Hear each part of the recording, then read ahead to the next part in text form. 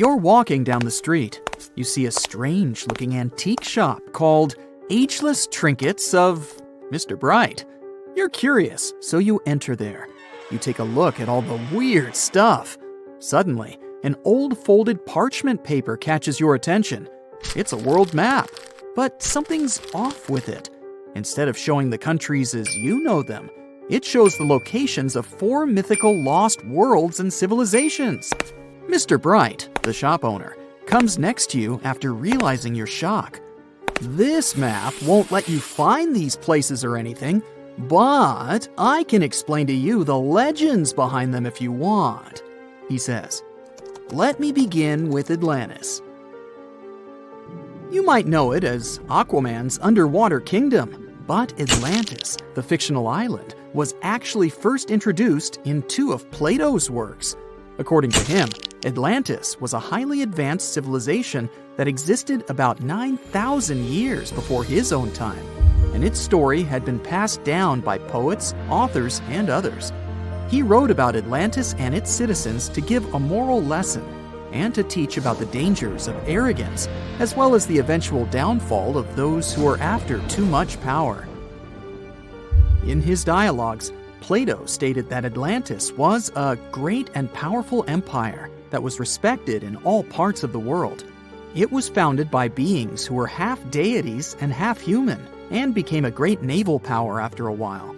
Being an island filled with gold, silver, and other precious metals certainly helped their case. But besides that, it was also known for its breathtaking architecture and state-of-the-art technology, as well as its countless rare and exotic wild animals. Atlanteans were proud of their great achievements and the perfection of their civilization, but their excessive pride was going to bring their downfall. They believed they were so superior that they could gain control over any nation. This led them to launch a series of invasions. They conquered many of the Mediterranean lands, but when it was time to enter Athens, Athenians pushed back with an extraordinary force, so the Atlanteans were finally defeated. Plato stated that deities then got angry at Atlanteans because of how wicked, greedy, and immoral they became. So they punished them by sending earthquakes, which caused Atlantis to sink beneath the sea. Although the earliest written records of Atlantis were Plato's works, some people still believed his story to be based on truth and tried to identify the island of Atlantis with actual countries. Some people suggested it may have been located in the Mediterranean Sea, near the coast of Spain or Italy. Others thought it may have been located in the Caribbean, off the coast of Central or South America, but there was no solid evidence to support any of these claims. One theory, in particular, seemed more plausible than the others, though. Located in the Aegean Sea, the island of Santorini was the home of a highly advanced Minoan society. However, due to a huge volcanic eruption, it was destroyed about 3,600 years ago, causing the Minoan civilization to suddenly disappear. These similarities between the fictional Atlanteans and the historical Minoans made Santorini a good candidate for the speculations. Yet again, there were still major flaws with it, such as how the time when Plato said Atlantis was destroyed doesn't coincide with the time of Santorini's eruption. So Atlantis still continues to be regarded as nothing more than a popular legend in the scientific world. Now, let's move toward the northeast direction on the map, Mr. Bright says. According to Celtic Breton mythology, there once was a magnificent city called Ys, also known as Caris, that towered over Douarnenez Bay in France's Brittany region. It was the most wealthy city in the entire Atlantic. It was especially famous for its beautiful gardens and buildings, and its citizens were all living comfortably and happily there. Dahut, who was King Bradlon's daughter in Breton legends and literature, had a deep love for the sea. She begged her father to build a city at the edge of the sea, and that is how the city of Ys was established. Little did she know that she would be the one responsible for the destruction of her father's beloved gift. You see, since the city was surrounded by the sea, it needed to be protected by a dike equipped with floodgates, and these gates could only be opened at low tide. and the only one who had the keys to these gates was the king himself. One day, a handsome red knight arrived at the city, but couldn't pass the gates. Dahut was so taken by him that she wanted to let him in. She knew that her father was the keeper of the only key to the city, so she sneaked into his room and stole it from him. Then she gave it to the Red Knight so that he could enter the city and they could be together. However, the Red Knight turned out to be the Prince of Darkness, and he intentionally left the gate open to the raging sea. The waves soon swallowed all of Ys. King Gradlon was able to escape on his magical horse, but Dahut couldn't. She turned into an evil mermaid who lured sailors into the sea. Today, if you go to Quimper, a city in Brittany, northwest France, you can find the statue of King Gradlon riding on his horse. Although the city of Ys is a legend, Brittany coast locals believe that on the days when the waters are calm, you can still hear the tolls of the city bells deep under the sea, if you listen carefully. Mr. Bright then points at the Indian Ocean on the map and says, "Now, have you heard about Lemuria?" Back in the mid-1800s, a few scientists suggested that there was once a continent that existed in the Indian Ocean, somewhere close to the south of modern-day Sri Lanka. The first one to popularize this theory was the British lawyer and zoologist Philip Lutley Sclater. In his paper, The Mammals of Madagascar, he stated that he found lemur fossils in India, and not in Africa. However, this discovery was extremely shocking to him because of the fact that lemurs' original homeland, Madagascar, is much closer to Africa. He proposed that this was possible only if some larger continent connected the two once. He stated that this continent must have eventually sunk to the ocean floor. He then named it Lemuria, and hence the theory was born. People who came after Sclater took his theory a step further and thought that Lemuria was also the home of an extinct race of humans called Lemurians, who had 4 arms and enormous bodies, and were also the ancestors of modern-day humans, as well as lemurs. Of course, as new scientific discoveries were made on plate tectonics, evolution, and the study of DNA, the theories regarding the fictional continent called Lemuria were debunked. The last fictional land on the map is Agartha, Mr. Bright says. Taking its roots from Eastern mysticism, one legend says there's a kingdom called Agartha that is located deep beneath the surface of the earth. It's where all 4 corners of the world are connected by paths and tunnels. It is said that there's a secret entrance into Agartha hidden in the Gobi Desert, and it's built by Agarthans themselves using advanced technology that can't be detected by us, the surface folks. According to some beliefs, Agartha exists to counterbalance the energies of those who live above the surface. While we live in a state of rush and heightened emotions, this world beneath us is the total opposite. Some even say that those who escaped Atlantis fled here to continue their lives inside the Earth's core. And yet, others think it's actually a land that's crawling with all kinds of monsters. But there's no need to be scared, since modern science proved Earth's core is not actually hollow and is a solid hot iron ball. So you can cancel your journey plans to the center of the Earth if you've made any. Thanks, Mr. Bright. Imagine you get to be an archaeologist for the day. You'll travel the world to solve the mystery of long-lost civilizations that disappeared without a trace. Grab your chisel and fedora, and let's go. You arrive at the American Southwest, where an ancient mystery is waiting to be solved. You make your way to Chaco Canyon, just outside of Albuquerque, New Mexico. It's hot and dry in this deserted area. You're here to visit the ancient ruins of the Anasazi people. It's said that they were a thriving civilization that met a mysterious end. You hike a few miles before you begin to make out the shape of dwellings, constructions built of stone in the middle of the canyon. This is Pueblo Bonito, a 10th century complex that contains as many as 800 rooms. and stands over 5 stories tall.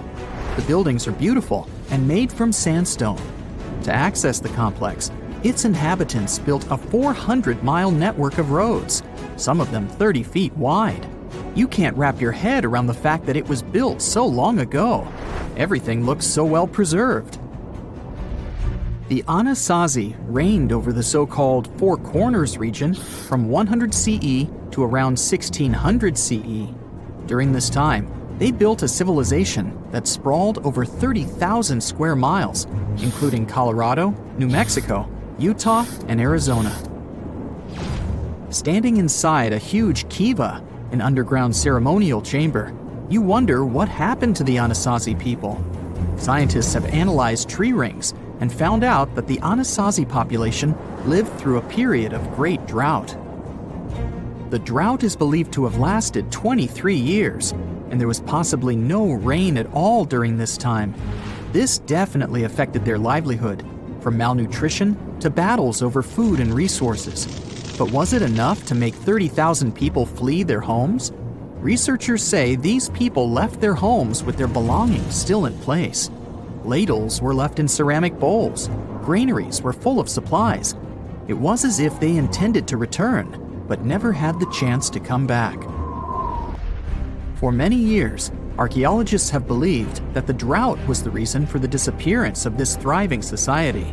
But there's other evidence that shows a different story. Anthropologists say that the ancestral Puebloans, as they are also called, were an exemplary population. They were peaceful and lived together in harmony. But that's not what their architecture shows. They isolated themselves from the rest of the world by building their settlements so high on top of cliffs. And they built walls and other security structures in order to protect themselves. What were they so afraid of? Recently, archaeologists began to study bone fossils of the ancestral Puebloans, and they found evidence that suggests that toward the end of their civilization, things might have gotten pretty bad. Evidence shows that local leaders were ruling using fear-based methods. Severe punishment started to be inflicted on those who did not follow their strict rules. Why this happened is still a mystery, and you might need many other excavation trips to find out the truth. It's lucky that your next destination is really close by. Still in New Mexico, you'll visit the Blackwater Draw. It's a national prehistoric site that holds the story of the Clovis people. You're shocked to find out that the Clovis are possibly the oldest humans to have inhabited the U.S. They were the first humans to allegedly cross the Bering Strait and follow the ice-free trails down to the U.S.'s southern plains. Try to picture what this area looked like when the Clovis people roamed this land. A huge spring-fed lake with mammoths, giant sloths, saber-toothed tigers, and bison much bigger than the ones we have today wandering around. The archaeological site you're visiting shows that the Clovis population were big game hunters. You're able to identify the bones of several mammoths and even the stone tools that our prehistoric ancestors used to hunt them. Some of these date back to 13,000 years ago, aka the end of the last ice age. You're presented with two possible theories on the disappearance of the Clovis population. It's possible that during the final 1,500 years of the last ice age, changes in climate caused a shortage of food. Scientists also believe that this situation was worsened by overhunting. Another theory suggests that a large meteor hit North America, and this was enough to alter the climate and make the Clovis people migrate southward to try to survive. But the truth is, there's no evidence that any of that happened. Next, you'll fly to the Pacific Ocean, to the mysterious Easter Island. This place has left us with many questions, from the building of 13-foot-high face statues to the sudden disappearance of the Rapa Nui people who inhabited the area. You approach the island at Anakina, a white sandy beach on the island's northern shore. Researchers believe this area was one of the first settlements of the Rapa Nui. You could say you're standing at the end of the world, as you're over 3,000 miles away from South America and 1,000 miles away from the nearest island. Around 800 CE, when the first humans arrived, The island was an oasis. Today, the area is mostly deserted. You get your first clue on the fall of the Rapa Nui from an excavation pit you open at the beach. There's clear evidence of human presence: charcoal, tools, and bones, some of them belonging to rats. Bingo! When humans arrived at Easter Island, they brought along rodent companions. They probably didn't know this at the time, but these rodents would contribute largely to their demise. Rats love palm trees, which helped to deforest the natural vegetation of the island gradually over the years. But there's another clue. Looking into genetic data, you discover that South Americans came into contact with the Rapa Nui around 1722. What might have happened to this population is the same that happened to other more isolated groups. The contact with foreign groups brought about diseases that possibly led to the end of the Rapa Nui. To finish off your trip, you're headed to Cambodia. The country was once home to the Great Khmer Empire from the 9th century CE to the 15th century CE. The ruins of this place are magnificent. Your main excavation site is the Plains of Angkor, built alongside the Mekong River. This huge site was the most important Khmer city at the time. Just FYI, Angkor actually means capital city in the Khmer language. The Khmer were able to build a huge network of roads connecting Angkor with the rest of the empire. And it's believed that up to 1 million people were spread throughout the Khmer Empire at its peak days. It was the largest pre-industrial city in the entire world. It's comparable in size to modern-day Los Angeles, just so you can get an idea. The Khmers were also master builders and engineers. They managed to build a complex irrigation system that helped their rice farming through the centuries. And to connect their cities, they built almost 500 miles of intricate highways and bridges. Oh, and not to mention the complex architecture of their religious buildings, such as Angkor Wat, one of today's most visited tourist sites in Cambodia. It took over 30 years to build, and it spreads over almost 500 acres. Back in the day, its towers were probably decorated with gold. But today, the site is a maze of vine-covered temples. Like your fellow researchers that came here before you, you're unsure of what caused this civilization to be wiped off the map. One possible guess has to do with the climate in the region. Strong monsoons might have caused massive floods and severe damage to the infrastructure, especially to the water system the Khmer people heavily relied on to survive.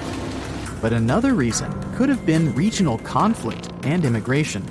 Toward the end of the 15th century, the empire started to decline in numbers, and this could have weakened its strong power. You might not go home with many answers, but you've certainly learned a lot, huh? Admit it, whenever you think about Neanderthals, you picture these large, human-like creatures wandering around, bumping their heads, afraid of fire, and making weird noises. That's really far from the truth. There's actually more Neanderthal DNA in your genome than you know. It's estimated that up to 4% of the DNA of some modern humans can be traced back to Neanderthals. If you have no idea who these people were, let me get you up to speed. The Neanderthal was a species of early humans that lived in Europe and Western Asia as early as 200,000 years ago. As for their appearance, they looked sort of like us, but they were physically stronger. Their skeleton was also more durable and able to cope with the harsh environment. I mean, 200,000 years ago, people didn't live in houses or apartment complexes. So, their bodies needed to be able to survive in the wild. What's even more surprising is that their brain was larger than ours. But did that make them smarter? To answer that question, let's look at how these people lived back then. Neanderthals were hunter-gatherers, meaning they had to hunt and search for food. Back in their prime years, farming wasn't la mode yet. They were skilled at making tools and objects to protect themselves with, like spears and stone knives. They used these things to hunt animals, yes, but also to make clothing. And speaking of garments, a new study showed that Neanderthals might have been more fashionable than we'd previously suspected. These recent findings show that they may have been skilled in using plants to create yarn. This is based on the discovery of pieces of fabric from over 50,000 years ago in parts of Europe, where Neanderthals used to live. This is really important because it's rare for archaeologists to find perishable artifacts, such as plant products. Most of the things we find these days from previous eras are pottery and pieces of rocks and bones because they can better resist the test of time. Researchers used a special microscope to examine a cord fragment made of twisted fibers, which may have been used for a tool or net. Since it looks like they were able to twist plant fibers into making a cord, Neanderthals had probably been much smarter than we thought. It shows that they had great observational skills and were great at picking out which sort of plant was better to use. They also used fires to keep warm and cook food. It looks like Neanderthals were able to make use of flames that popped out spontaneously but were not able to create them consistently. Scientists have looked at some Neanderthal sites and found large amounts of ash. That means they had to constantly maintain a fire because they were unable to start it again if it went out. Other specialists believe Neanderthals did use fire, but they did not necessarily need it due to their physical abilities, which allowed them to handle cold temperatures better than modern humans. So, what did Neanderthals eat? Scientists have been able to get a glimpse into their menu, but that's only because these ancient creatures had this nasty habit. They didn't brush their teeth. If you don't brush your teeth regularly, a film called dental plaque will form on the surface of your pearly whites. Over time, this plaque will harden and turn into tartar or dental calculus, which is a combination of minerals, microbes, and leftover pieces of food. Scientists can use bits of the material trapped in dental calculus on fossils to study what our distant cousins ate and what their lifestyles were like. They can also examine ancient DNA to determine the species of microbes present in the mouth of a Neanderthal. Turns out that those living in Belgium ate mostly meat, including woolly rhinoceros and wild sheep, according to the DNA found in their teeth. On the other hand, the Neanderthals found in the El Cedron cave in Spain had a more plant-based diet, including mushrooms, pine nuts, moss, and tree bark. Other Neanderthals from different locations also showed consistent evidence of eating plants. One of the Spanish Neanderthals even had dental problems, and the researchers found evidence of medicinal plants in his teeth. He may have been trying to treat his pain. Another study performed at the University of York found that Neanderthals had some sort of prehistoric healthcare system. It worked regardless of how bad the injury or illness was. The research suggests that this care was provided out of real concern rather than self-interest.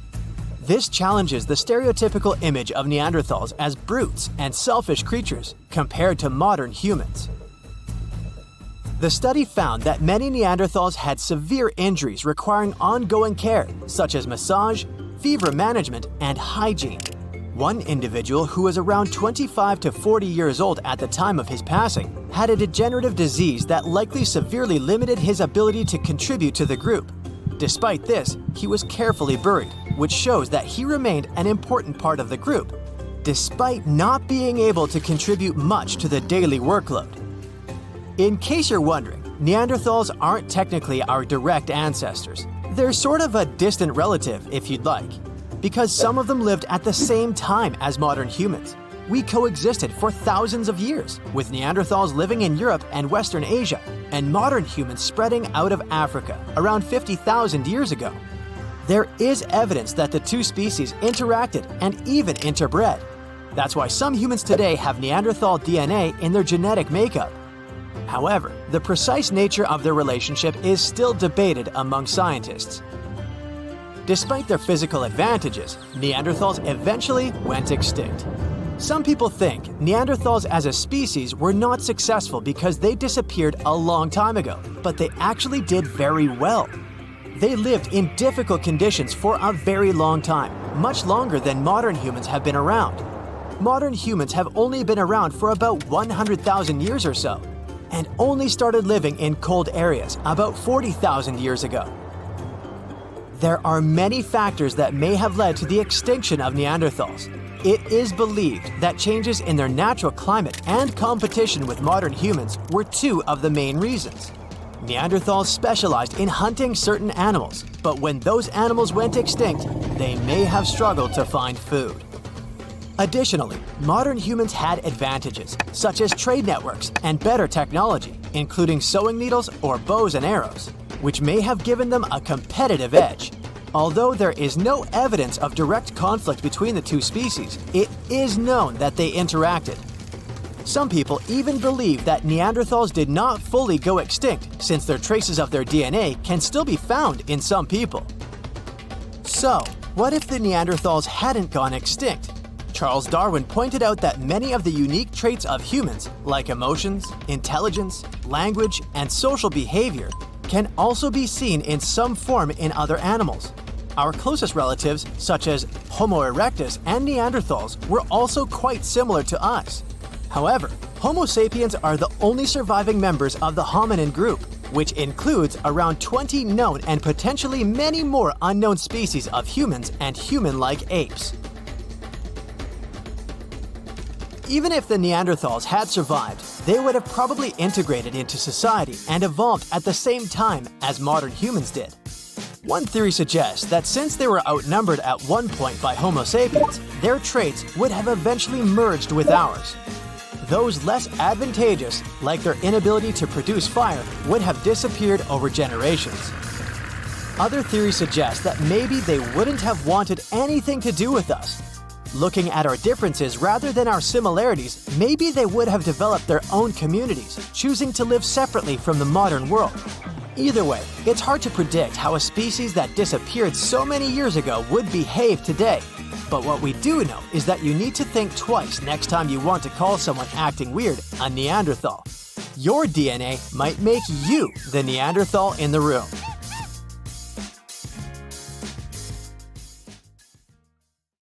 Tartessos, a mysterious, highly developed society that once flourished and then, without any warning, suddenly disappeared. Moreover, before they were completely gone, they performed some strange rituals, as if they were trying to save themselves from something. But what happened to these people? Let's try to find out. Let's go to the southwest of Spain, to about 2,500 years ago. Once, there was a beautiful city here, a trade center of Tartessos. Imagine the temple in the middle of a deserted town. A breathtaking, monumental two-story building. There's a thick smell of frying meat in the air, and the smoke from its frying rises high into the sky, covering the patterns of the sanctuary. The sun has already set, and it's time to prepare for the ritual. We enter the ancient monumental hall. Inside, hundreds of people gather around a long wooden table lined with delicate ceramics and bronze bowls. They feast and drink. These people have much more fun than the animals outside the building. These animals are being prepared for the ritual. Horses, cows, pigs, donkeys, even dogs. All of them were brought here to appease the deities. And what happens after the ritual itself is even crazier. At the end of the ceremony, people take torches and set fire to the whole building. Everything turns to ashes and coals, and when the last embers fade away, they take shovels and begin to bury this place. It will take them at least several days to bury the former sanctuary under piles of earth. They work tirelessly. In some places, the thickness of the layers of mud and clay will reach almost 14 feet. And then, these people, the last known Tartessians, just leave this place and disappear from our world forever. But what just happened? Why did they even do all this? Let's start from the beginning. Tartessos was first mentioned in Greek and Roman texts thousands of years ago, but for a long time, we had no idea what it even was. All the descriptions were contradictory and confusing. Some archaeologists thought that Tartessos was a kind of seaport.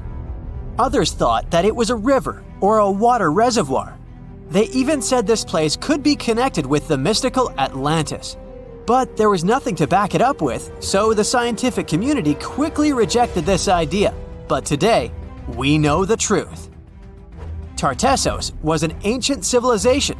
It's been located on the Iberian Peninsula, one of the southernmost islands of Europe.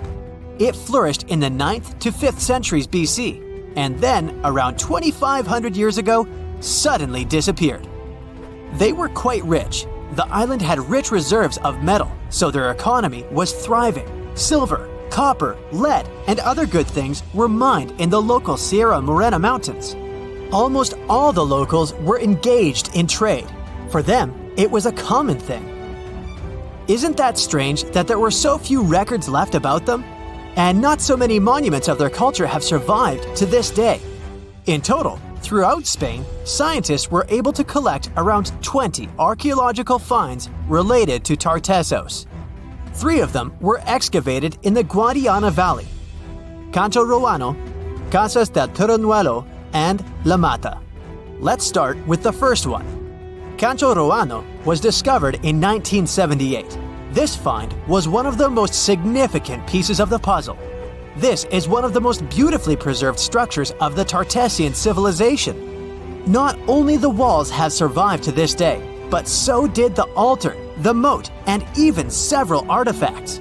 For example, some jewelry and wine glasses. It was a square building surrounded by a deep moat filled with water. And, to be honest, we still don't know its exact purpose. We only assume that it could be an ancient temple. Some rituals were carried out there. For instance, they would set fire to the temple and cover it with thick layers of sand and clay. They even left some expensive artifacts inside: tools, gold jewelry, and so on. Moving on to the next find. Casas del Turrunuelo is one of the best preserved buildings in the entire Western Mediterranean. We only discovered it a couple of years ago, back in 2015. And it hasn't been studied that well yet. But we already know that this place is also pretty weird. Casas del Turrunuelo was a very rich building. It wasn't just some kind of temporary camp. It was a place of monumental, impressive architecture. Massive staircases, vaulted ceilings, luxurious materials brought from all over the Mediterranean, and the latest construction technologies. It was supposed to be a place of power, maybe even something like a palace. And yep, it also became the venue for the rituals. It's unclear whether the locals intended to destroy this beautiful place from the very beginning, but this is where they performed the greatest ritual in the area. This ritual involved more than 50 animals, including the most valuable ones, horses. It was their only means of transportation. The fact that these people gave away their horses may indicate that they planned to stay here for some time. Perhaps they hoped to appease the deities and settle on local lands. The ritual was carried out exactly as they intended. And just like Canto Roano, this place was also set on fire. When the ritual ended, the locals buried this place and left, disappearing into the countryside of the Iberian Peninsula. Now it's an abandoned and quiet place. Just like Canto Roano, it's been standing here untouched for more than 2,000 years. The last find is La Mata, which was discovered much earlier than the other two, back in 1930. The resemblance between all of them was striking. La Mata had the same fate. It was burned and forgotten for centuries. All of this is very strange and mysterious. It seems like the locals were fleeing from something. Perhaps something happened that made them start building these banquet halls and arranging large-scale rituals. They thought that their deities turned away from them and tried to appease them. But unfortunately, it didn't work. As a result, they were forced to leave their temples and soon disappeared altogether forever. And by the way, why did they disappear at all? Well, this is another mystery of this civilization. One of the most important questions is, did they know that they were going to disappear? Or was it something unexpected? Did they suffer some kind of sudden catastrophe from which they were trying to escape? Or something else? Scientists have several theories on this. The first theory says that there may have been several major earthquakes and subsequent tsunamis in this region. These natural disasters destroyed local settlements and severely demoralized the survivors. Perhaps they were looking for salvation from this. Another theory is that there were some problems with trading. Since they were rich in metal and lived off their economy, any problems in it could lead to big troubles. If they had some kind of mining crisis, then relations between different nations could worsen greatly, and things could get pretty nasty. The truth probably lies somewhere in the middle.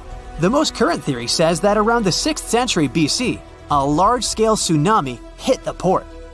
This greatly damaged the economy, which worsened the relationship between Tartessos and its neighbors. In any case, this seems to be speculation. This place is like a dream come true for archaeologists. It stores a huge amount of information and secrets that we have yet to unravel. The Tartessians had no idea that by burying their artifacts, they were making a real gift to the scientists of the future. And while scientists continue to study them, we can check out the stuff they have already discovered. History lovers can see Tartessian tools, horse figurines, and decorated ivory in the Archaeological Museum of Badajoz. Let's hope that in the future, scientists will learn more interesting things about this civilization, and we'll finally find out what happened to them. It used to be one of the most prosperous ancient cities. It had features that were unthinkable for other locations during the Bronze Age, like water systems and intricate architecture. Yet somehow, it didn't become famous. What's even more mysterious is that at some point, it became abandoned. Mohenjo-Daro was a thriving city during the Indus Valley Civilization in the Bronze Age. It had a population of at least 40,000 people. It was close to Mesopotamia and Egypt in terms of social, cultural, and economic features. Despite this, it's lesser known than the more famous cities in these regions, like Babylon or Memphis. It was eventually abandoned by 1700 BCE, and the reason for its abandonment and the fate of its inhabitants remains unknown to this day. In 1911, archaeologists discovered the ancient city of Mohenjo-Daro after hearing reports of some unusual buildings in the area. However, local Indian authorities dismissed them as not having any historical significance, and the site remained untouched for several more years. It wasn't until 1922 that a local specialist believed he had found a buried local monument at the site. This led to large-scale excavations and the eventual naming of Mohenjo-Daro as a UNESCO World Heritage Site in 1980. The remains uncovered showed us that Mohenjo-Daro was an incredibly modern city for that time. It is considered the best preserved ruin of the Indus Valley. One of Mohenjo-Daro's most impressive features was its advanced sanitation system. Unlike in Egypt and Mesopotamia, where such appliances were only for the rich, Mohenjo-Daro had hidden toilets and covered drains throughout the city. Excavations have uncovered over 700 wells, as well as private baths and a large communal bath. Remarkably, even private homes had toilets, and waste was efficiently disposed of through a city-wide sewage system. The people of Mohenjo-Daro were highly aware of their surroundings. As the city was located near the Indus River, they built a strong defense against floods by using clever drainage systems. Over the centuries, they produced beautifully crafted pottery, jewelry, figurines, and other items that were traded as far as Mesopotamia and present-day Oman. Archaeologists have observed the use of standardized building materials in this ancient city, even though they didn't have the necessary machines back in the day. Interestingly, all the bricks were nearly the same. This shows great attention to detail in the city's design, as using consistent bricks creates an elegant look in the spaces within the city. People living in this area used the Indus Valley script to communicate with each other. This mysterious alphabet might be the key to unlocking more secrets from Mohenjo-Daro. It was a language that used symbols instead of letters and had over 400 signs. Problem is, we're still trying to figure it out. The mystery of what caused the end of the Indus civilization and Mohenjo-Daro remains unsolved. Some archaeologists suggest that the Indus River might have changed its direction. This could have led to problems in cultivating food if there was suddenly too much water in the city. However, there is no evidence that flooding destroyed the area, or that it was completely abandoned at once. A change in the river's course couldn't have been enough for the entire Indus civilization to disappear. Mohenjo-Daro isn't the only lost town from Eastern civilizations. Ross Island, for instance, was once known as the Paris of the East due to its stunning architecture and gardens. However, the island is now a shadow of its former self, with the buildings being largely overtaken by tree roots and vines. Located 1.8 miles off the coast of Port Blair, India, the small territory was initially used as a jail, but later became a luxurious resort for its administrators. After the complex was closed in 1937, an earthquake further damaged the island and it became uninhabitable. Today, the island is managed by the Indian government and attracts tourists interested in exploring abandoned towns. Another lost city tells the story of why Kolmanskop, a ghost town located in Namibia, is still home to remnants of German architecture. Once a luxury destination in the early 1900s, it was settled by German workers looking for diamonds. The city boasted amenities such as a ballroom, a hospital, and even a bowling alley. However, its popularity began to wane in the late 1910s when another diamond-rich location was discovered nearby. Most of the inhabitants left in search of better fortunes, leaving the buildings behind. The hot climate and low humidity have preserved the structures over time, and tourists can now visit this desert ghost town from the nearby town of Lüderitz. Hashima Island is a reminder of how nature reclaims its land when humans leave. It was famously featured in a James Bond movie due to its eerie atmosphere. The island was initially opened in 1881 for undersea coal mining, and the population of the island grew to a peak of 5,000 people in 1959. Unfortunately, the mines closed in the 1970s, and people began to slowly leave the island, resulting in complete abandonment in a period of 3 months. Now, the island is a popular tourist destination as visitors explore deserted homes, swimming pools, stores, and factories. The discovery of gold in a creek near Bannack, Montana in 1862 caused the population of the town to grow from a few hundred to thousands in a few short years. Unfortunately, this rapid expansion was followed by a sharp decline because more gold had been found in other areas nearby. As a result, Bannack was eventually made the first territorial capital of Montana, but only held the title for less than a year before being replaced by Virginia City. The state of Montana later acquired most of the land in 1954 and made it Bannack State Park. The ancient city of Petra, located in Jordan, was fascinating because it was half built, half carved into the rock and surrounded by mountains. It's a popular tourist destination these days, but at one point it was abandoned too. Many things led to its decline, like bad government and changes in how people traded. Natural disasters didn't help either. This city saw a lot of earthquakes ruining its constructions and damaging its water systems. Since people had no place to live, no water, and nothing to sell to make money, they eventually moved on to better locations. The city remained hidden for almost 500 years until it was rediscovered in the 1800s.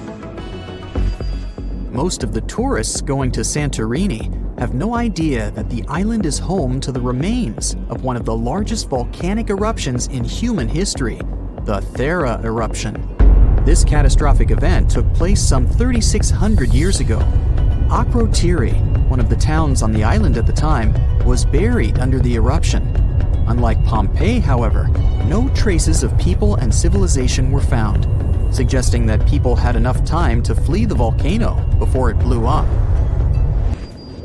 Henry Ford, the renowned American industrialist, created the Ford Motor Company in 1903. In 1927, he began working on a grand project, Fordlandia. His goal was to construct a massive rubber plantation near the Tapajos River in Brazil to provide a steady supply of rubber for his car tires and hoses. His idea was to make the town a paradise, with swimming pools, golf courses, bungalows, and even weekly square dancing sessions. Unfortunately, the trees in the plantation soon became infected with leaf fungus, making the project a failure. Ford invested a whopping $20 million in this endeavor, yet it was unable to produce the necessary rubber. So Ford sold the land to the Brazilian government in 1945. The buildings that were built are still there, although they have been taken over by nature and are visited by tourists. Sky City is a residential area located in the Asian Hangzhou suburbs. It was built in 2007 and was intended to be a replica of Paris. The city even has its own Eiffel Tower, as well as copies of other iconic Parisian landmarks like the Opera Garnier and the Champs-Élysées.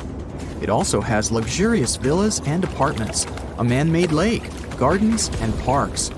Despite its grand plans, it's almost completely abandoned. Nobody wants to live here because it's really expensive. It is, however, a pretty nice location for locals to take pictures, in case they want to trick people into thinking that they just landed in the French capital. We've been dreaming about life on Mars for a long time. Not only about growing potatoes there in the future, but also about all the potatoes that could have been there in the past. Has there ever been life on Mars? Recently, scientists have found something that could be evidence of that. Let's find out what happened. Mars is the fourth planet from the Sun. A human hasn't set foot on Mars yet, but robots have set their wheels. The first spacecraft that visited the red planet were NASA Viking landers. They flew there back in 1976 and sent us a lot of interesting data. Back then, we didn't know anything about Mars. To us, it looked like a cold, lifeless desert. But since we're so similar, scientists began to wonder, has it always been like this? Or is it possible that once Mars used to be thriving and full of life? And in 2022, NASA's Mars rover Perseverance found something that could shed a light on this mystery. But first of all, what is Perseverance? Scientists have suggested that if there was life on Mars once, it's unlikely that it could simply disappear without a trace. It must have left some traces, perhaps underground, where they would be protected from radioactive solar tantrums and other nastiness. So we need to check the rocks. It's important to note that we aren't looking for life on Mars right now. There most likely isn't any. Instead, we want to look into the distant past of our twin planet. We're talking billions of years ago, when Mars could have been warm, green, and far from lifeless. In other words, we have to find dead microbes and various chemical compounds similar to ones on the Earth. This is the mission of our main character, Perseverance. It arrived on Mars in February of 2021. The spacecraft landed on the bottom of the 30-mile-wide Jezero crater, and after landing, it scooted over to the west, to the place that prompted scientists to choose Jezero for research. This place is a dried-up river delta, and this former river is already more than 3.5 billion years old. The Jezero crater itself was once a large lake. Yup, apparently there was life on Mars, and scientists have suggested that these places would be perfect as bodyguards of microbes. That's exactly what bacteria do on Earth. They hide, being still in the depths of lakes and ponds, so we could probably find traces there. The researchers believe that this particular lake has the highest scientific value in the entire mission. The highest chance to find rocks on which such bacteria could survive is here in Jezero. So Perseverance went to the delta. The row wasn't easy though. The rover missed a little and landed further than planned. As one famous movie said, "This little maneuver's going to cost us 51 years." Fortunately, Perseverance took only 1 year, and on the way, it was able to explore Jezero a little. The rover uses a complex built-in tool to explore the world. The tool is called Scanning Habitable Environments with Raman and Luminescence for Organics and Chemicals, or just SHERLOC. Boy, NASA sure loves its acronyms. As the device approached the delta, the signal of organic molecules became stronger. Soon, these signals were everywhere, and besides, they were the brightest that the scientists have ever seen. What does it mean? Elementary, my dear Watson. You know, Sherlock. It's time to dig. Since July 2021, Perseverance has drilled and collected 4 thin cores of sedimentary rock. The total number of collected rocks at the moment is 12. This is the first time in history that we're collecting something like this on another planet. These 4 cores were found on 2 rocks called Skinner Ridge and Wildcat Ridge. The first pair of cores, the ones from the Skinner Ridge, don't seem very interesting at first glance. They're quite close to what we can find in many places on Earth. However, if we look at them closer, we'll see that they're dotted with round grains of some dark material. These dark grains could have once been deposited on them by an ancient river, the same one that flowed into Jezero. It's possible that the river brought them from places hundreds of miles away from Jezero, and that's pretty cool. If we study these cores, we'll be able to learn even more about the far corners of Mars. Well, there are no corners on it, but you get the idea. Then, in April 2022, Perseverance did arrive at the delta, and then scientists finally found what they were looking for. The discovery, to put it mildly, excited them. They found 2 more cores, which held organic substances. This pair was taken from the Wildcat Ridge. It's found very close to the Skinner Ridge, but the 2 rocks are quite different from each other. These samples are lighter in color and more uniform. Most likely, they're mudstone, an unusual rock similar to clay, but harder and unable to absorb water. They're also finer grain than the cores of the Skinner Ridge. Why does it matter? Because the finer the grains in the stone, the more likely it is that there may be some traces of a past life in it. On Earth, fine-grained stones most often lie on the bottoms of ponds and in similar places. There, they can preserve the remains of dead organisms and similar stuff for years. And this is exactly what we found on them. Additionally, according to scientists, there was more organic matter in these 2 cores than in any other place studied by Perseverance so far. It probably accumulated there while the lake was gradually evaporating billions of years ago. So, there really was life on Mars? Well, let's slow down a little. Organic substances are molecules holding carbon. And yes, on Earth, they're most often associated with life, but not always. Sometimes they can form as a result of other things. Therefore, we cannot say for sure whether there was life on Mars. We don't know if these molecules really remain from some Martian microbes, or if they're the result of some other things. But the discovery is still very significant. We have to literally keep digging this way. To learn more about this organic matter, scientists need to collect a couple more samples of fine-grained rock.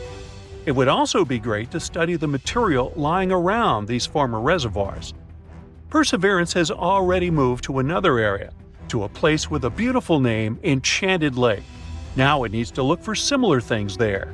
It will also continue to study Lake Jezero. Eventually, Perseverance will climb to the top of the delta and then continue exploring ancient sites outside the crater. Sometime before the end of 2022, Perseverance will probably have 6 or more samples of the Martian cores. Unfortunately, its tools, though complex, are quite limited. This data alone won't be enough for us to get a complete picture. Therefore, NASA plans to send other spacecraft to Jezero in the coming years. Together with the European Space Agency, they're working on the next robotic mission, known as the Mars Sample Return. The name speaks for itself. These devices will arrive and take away all the test tubes from the old Prospector Perseverance. After that, these samples will be delivered to Earth, though not by Amazon Prime, and then scientists will be able to analyze them in advanced laboratories. However, all this will take a really long time. The launch of this mission is scheduled for 2027-2028, and the spacecrafts won't be able to return until 2033. But if everything goes well, it will be the first samples in history delivered to Earth from Mars. In other words, there's still enough space for research, literally. And yes, we don't yet know the true meaning of these finds. But that's why the entire mission was created, right? And who knows? Maybe in a few years we'll finally find out the truth about what happened on Mars billions of years ago. Ooh, check out The Martian. Made you look.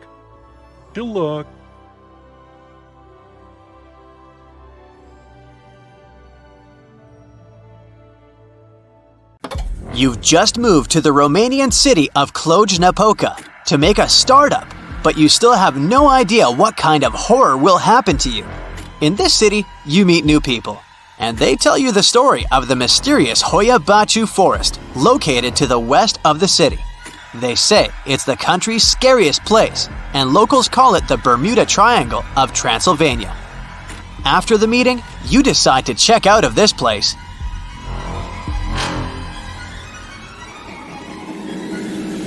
You drive to the edge of the forest. You go into the thicket and hear some singing of birds and the chirping of crickets. Somewhere in the distance, branches crackle and some animal howls. Some trees look ominous. Their branches look like many crooked arms. It seems to you that someone is watching you. You take a few more steps and find yourself in a small clearing. This is a perfect circle with grass, but no trees are growing here for some reason. You hear a moan from above. You look up and see a bright light within the trees. It gets brighter and brighter. And you lose consciousness. You're walking through the forest. It's already dark. You're cold, but fortunately, you can see the road ahead and your car. You come home, open the door, and look at the wall clock. This is strange. It's 10 p.m. now. You drove to the forest at 5 p.m., then took a little walk in the woods. Where did a few hours go? Then you notice something weird. There are strange red spots on your left hand. Are these burns or some rash? You go to the mirror and see that there's still a strange rash on your legs, arms, and neck. You tell your new friends about it, but they don't look surprised. They say that most legends about this forest are associated with time travel and memory lapses. Some say that they don't remember how they spent several hours in the forest and what they did there. Others talk about a strange rash on their hands. There are legends that the ghosts of lost people wander there, and some flying objects often visit this place. Someone said they had heard an ominous whisper in the forest and seen flying heads without bodies. The most famous legend says about a 5-year-old girl who disappeared in the forest. Rescuers and locals searched for her in the woods for several weeks, but found nothing. Then, a few years later, the girl came out of the forest alive and well, but the strangest thing is that she hadn't aged at all. She remained the same 5-year-old girl. After that, people began to think there was a time portal in the forest. If someone gets there, they'll find themselves in the future. It can be several hours or several years. Another myth is about a biologist who photographed the local fauna in the forest. He was taking photos of flowers and trees and caught on camera a strange object that flew in the sky. After that, people were sure that beings of extraterrestrial civilizations visited the forest.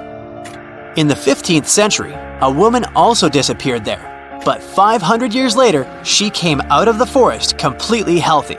Of course, it's unlikely that she was that woman. But a coin dated to the 1600s was found in her pocket. All these stories, as well as reports about phantoms, are rumors and myths. No one has yet been able to prove that the forest is really the center of paranormal activity. But if you decide to visit this place, ask local farmers who live near the forest to share some stories with you. Perhaps they'll tell you something more creepy and truthful.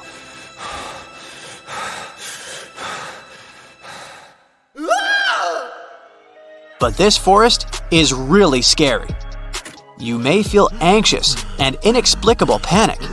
There are many videos on the internet where tourists and travelers visited this forest and talked about unpleasant excitement and strange sounds. Also, you can see something strange in the woods at any moment with your own eyes. This is a round clearing where, for some reason, trees don't grow. There's grass and plants here. The soil here is the same as in the rest of the forest. Scientists took an analysis of the ground to check this. It's still unknown why there's no trees. Some trees in the forest have a strange curved shape. It's unclear what made them grow this way, but they look creepy. You can take a walk in the forest and check how true the legends about it are. But don't be afraid, you won't be alone. The Hoia Baciu Forest is one of Romania's most popular tourist destinations. Every year, thousands of fans of mystical riddles come here to test their nerves. But even if you don't find anything mystical in the forest, you will definitely enjoy the city. Externally, it's a beautiful city with cozy European architecture. But go inside the buildings and you'll see modern stylish bars and cafes. This place also attracts many IT specialists. You've probably heard of forests where some guy decorated all the trees with sinister dolls. But all this will seem like fun toys compared to what one guy found in County Park in Huntington, New York. He was walking in the forest and came to a small clearing. There, many trees had attached photos with images of people who were missing, just a person's face with his name, date, and place of disappearance. The guy recorded this place on video and posted it on the internet. The video became popular on Reddit.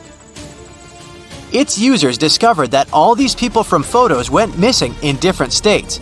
None of them were found alive. After such a terrible walk, the guy called the police. Soon, they found out that one local hung these photos on trees during a Halloween party. At the request of the police, he removed all the pictures. The case was closed. Imagine, you're lost in the woods. You've been walking in the forest for several hours. You tie your scarf to a tree branch and walk further along the narrow path. Half an hour later, you come to the tree with the scarf. You've never turned left or right. But why are you walking in circles then? The answer is a round forest. There's nothing mystical here, but it still attracts the attention of many tourists. The forest grows in the south of Japan. If you look at it from a bird's eye view, you'll see that trees grow in a circle, forming several layers. The closer to the center of this circle, the closer the trees are placed to each other. It resembles mysterious circular patterns in fields worldwide, but there's nothing fantastic here. No spaceships from another planet, and no natural anomaly made this, but people. In 1973, people planted trees in the shape of 10 concentric circles. It was an experiment that showed how cedars would grow in such unusual conditions. The trees began to grow in a convex shape, symmetrically fanning out.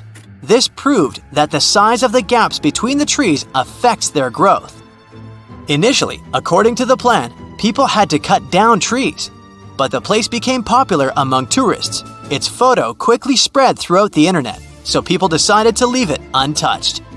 You can also visit this forest and take beautiful drone shots. The ancient city of Taposiris Magna is hidden on the northern coast of Egypt. These days, it has very little of its former glory, but what lies beneath it may hold the secret to uncovering a famous mystery, that of Cleopatra, the most memorable Egyptian queen in history. The recently discovered tunnel is also known as a geometric miracle for its time. Excavations have uncovered a 43-foot-long structure below the ground, which is partially submerged in water. Its shape and construction technique are similar to that of the Eupalinos Tunnel, another amazing ancient discovery. This one is located in Greece and was built by excavating simultaneously from 2 points, aiming to have them meet in the middle. The use of math and geometry to make this construction was astonishingly precise for those days, more so since it was built near a mountain. Archaeologists that have been working on the Taposiris Magna site since 2004 believe this tunnel may lead to the lost tomb of Cleopatra. The clues they found so far seem to back up this theory. For starters, the city and its temple were built by one of Cleopatra's ancestors, Ptolemy II. All the architecture seems to indicate it was dedicated to the ancient spirit Osiris and his queen Isis. Throughout her reign, Cleopatra did try to associate herself with Isis, so it may be no surprise she chose this location as her final resting place. Scientists have yet to pinpoint Cleopatra's tomb, but research continues with the help of modern technology. To study this location better, archaeologists have even used a special device called ground-penetrating radar. This tool allows us to analyze what lies beneath the ground without being intrusive. Since this tunnel is so old, research needs to be done very delicately. Seeing pictures of what's underground before you start digging is incredibly useful and has been done here since 2011. Finally discovering Cleopatra's tomb may help us piece together her story, especially what might have happened during the last portion of her life, which is still surrounded by mystery. We still don't know the exact cause of her passing. Some believe she may have let herself be bitten by a poisonous Egyptian cobra. Others have suggested that she was well accustomed to toxic substances, even hiding some in her hairbrush in case she ever needed it. But that's not to say she chose to use it on herself. We do have a lot of other interesting information on Cleopatra that's equally as impressive, like the fact that she had a stylist. Most of the images you've seen depicting this famous queen show her wearing black eyeliner. This look was put together by Airas, a woman known to have been her personal beautician. She traced the long line from her eyes to her temples, a makeup technique still used today to enhance the eyes. Airas was an important figure throughout Cleopatra's life, known also as her confidant and close friend. There are even theories that suggest Airas was there by her side when she passed away. Despite her well-thought-out looks, Cleopatra wasn't as pretty as she's described. Or at least, that's what recent research has pointed out. Sure, if we look at movies and modern imagery, she's depicted as this incredibly beautiful woman with symmetrical and delicate features. However, if we look at coins showcasing her image from back in the day, her looks are rather average. Her image on the coins might have been adjusted, too, to make the queen look stronger in the eyes of her people. So there is no trusted source available to confirm her image, but her description in most pieces of ancient literature speaks of her other qualities, like her voice and personality, not of her beauty. Cleopatra might have been the most famous Egyptian queen to this day, but she wasn't the first choice. She did have an older sister, Berenice, that was initially supposed to take the throne. Berenice passed away before she could do that, so Cleopatra took on the role and began investing in her education. She traveled throughout the country quite frequently, so she could become accustomed to her people and their needs. She was only 18 when the responsibilities were passed down to her, and immediately gained popularity because of her intelligence and education. Her taste in literature was quite good too. She was known to be a fan of Homer, the famed Greek philosopher and poet. Cleopatra loved to write as much as she loved to read. There are even claims that she wrote a book on medicine and cosmetics, but we have no evidence to this day that such work ever existed. Part of being a great leader back then meant you had to speak multiple languages. Cleopatra clearly understood that, and that's why she's rumored to have known many languages to varying degrees. Some archaeologists suggested she spoke Greek, Egyptian, and Ethiopian, as well as many Arabic dialects. She might have even spoken Latin, but there's little evidence to support this claim. She might not have had angelic looks, but Cleopatra was really careful with the way she looked, even with her diet. She was known to have enjoyed simple meals, including a variety of fish. Since she lived close to the Mediterranean Sea, it's really no surprise. As a treat, she liked to eat stuffed pigeons, which she also served to her guests. Other dishes on the menu included vegetables and fava bean soup. Fruits and nuts weren't missing from her diet either, and she was also a big fan of honey. Recently, a team of experts has even tried to recreate her famous perfume. Think of it like the ancient equivalent of Chanel No. 5. Cleopatra was known to be a fan of luxurious scents, which she believed could even influence how people treated her when they met. The basis of this scent is myrrh, a resin gathered from a local tree. Other ingredients added to the mixture were also found back in the day, like cardamom, olive oil, and cinnamon. The results may not be quite as delicate as the perfumes we know and use today. Its consistency was way thicker, and the scent lasted way longer. When she was at the height of her power, Cleopatra might have been the richest person in the world. Back in the day, she ruled over a territory that stretched across the Mediterranean, from modern-day Libya in the west through Egypt to Syria in the east. This is the largest territory ever ruled over by a woman. In today's currency, her worth might have been somewhere around $95 billion. The calendars we use today may have been introduced by Cleopatra herself. She presented the idea of leap years and leap days to Caesar, the Roman emperor she was known to have been close with. Taking her advice, Caesar made these adjustments part of the official Roman calendar. The ancient Egyptians already knew the year was longer than precisely 365 days. They discovered this by studying the brightest star in the sky, called Sirius, and concluded that a year is actually 365 and 1/4 days long. It was Elizabeth Taylor that famously introduced Cleopatra to pop culture when she played her in the 1963 film bearing the same name. Up until that point, it was the most expensive film ever made. It was originally supposed to cost somewhere around $2 million, but ended up costing a mind-boggling $44 million. That's mostly because of script and production issues. To make this iconic movie, producers created 79 sets from scratch, as well as over 26,000 costumes for the cast. Elizabeth Taylor's Cleopatra costumes alone cost somewhere around $200,000.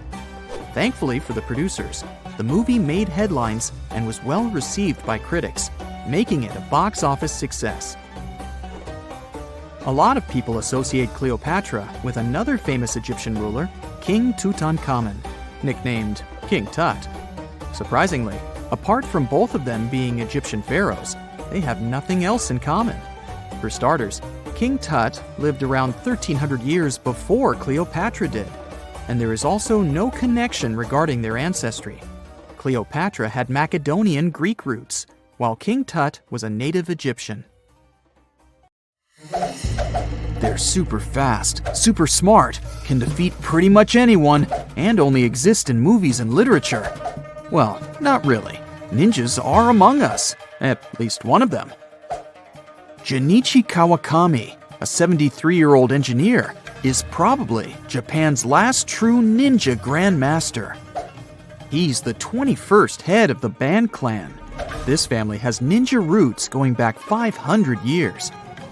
And it looks like Junichi will become the final one, as he doesn't have plans to pass his skills over to a 22nd clan head. If you believe the Japanese folklore, the ninja's ancestor is a demon that was half man and half crow. According to more official records, a fallen samurai started the first ninja school in 1162. As Japan was going through some turbulent centuries, the ninja culture was thriving.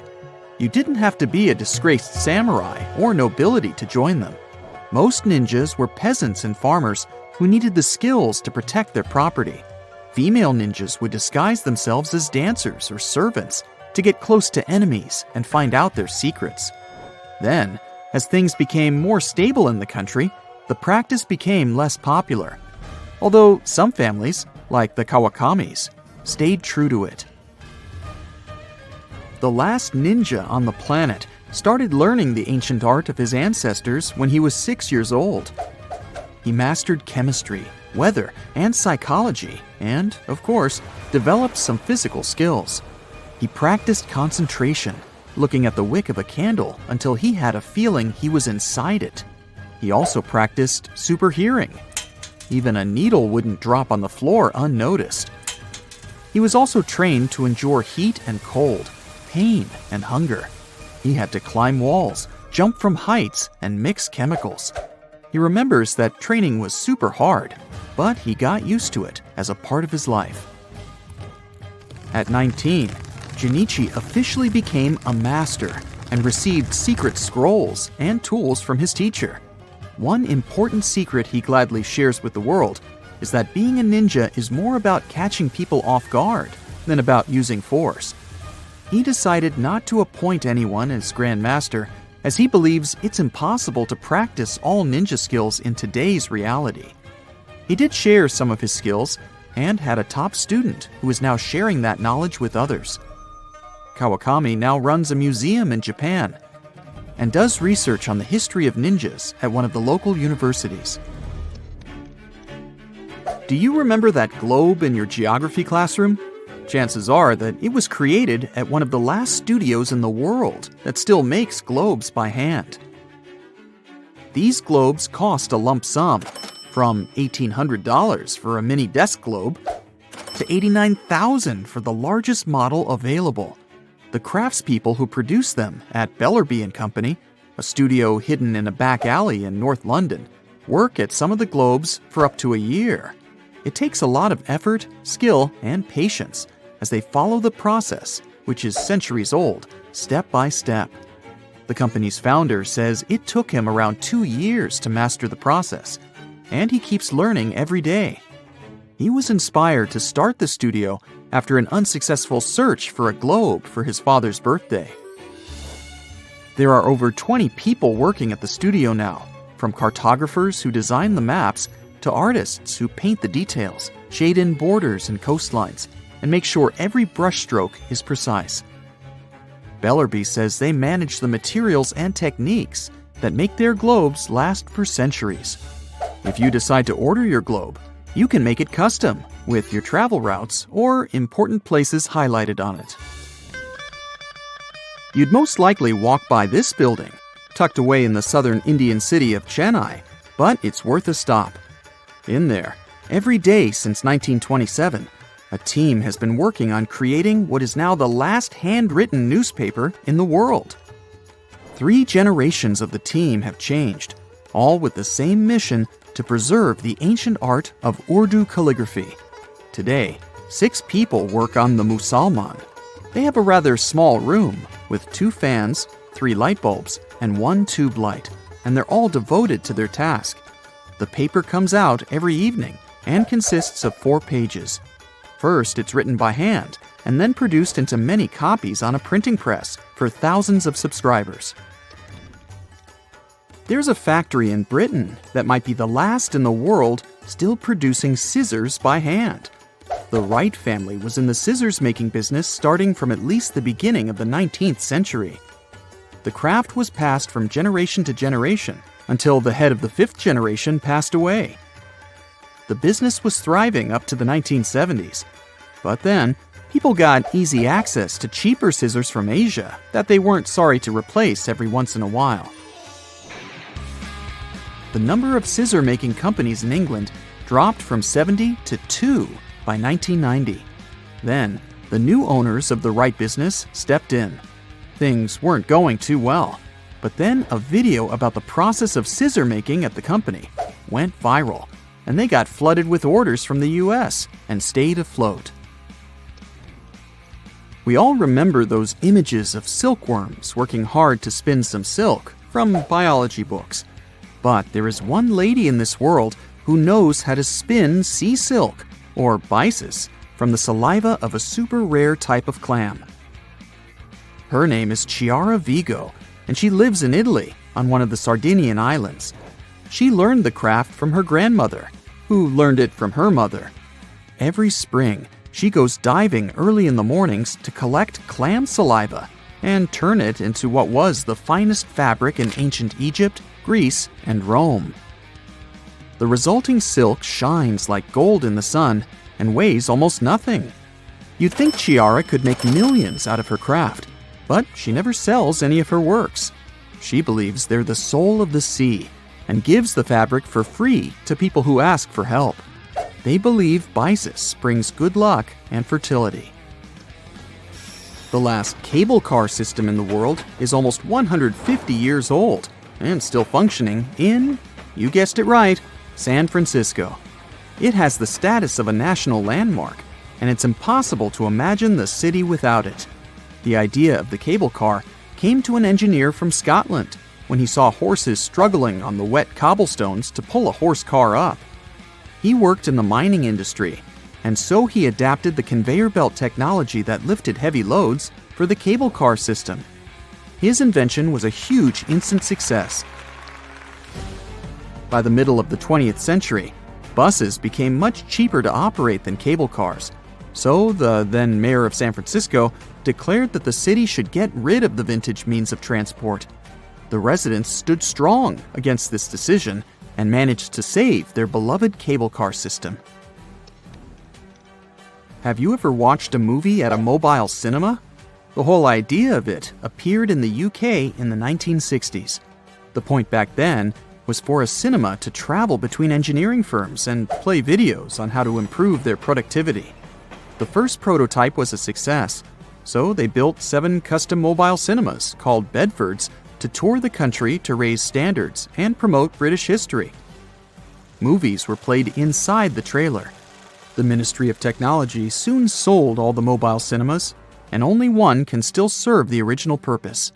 It's now stationed at a museum, among other vintage vehicles. The PS Waverley is the only remaining passenger paddle steamer in the world. It was named after Sir Walter Scott's first novel, Waverley. It's been transporting passengers since 1975. The buyers had restored the steamer's original appearance from the mid-20th century when it was built. If you want to see it yourself, you can take an excursion from one of the British ports. The Waverley has traveled around the UK coast multiple times and has got the status of a vessel of preeminent national importance.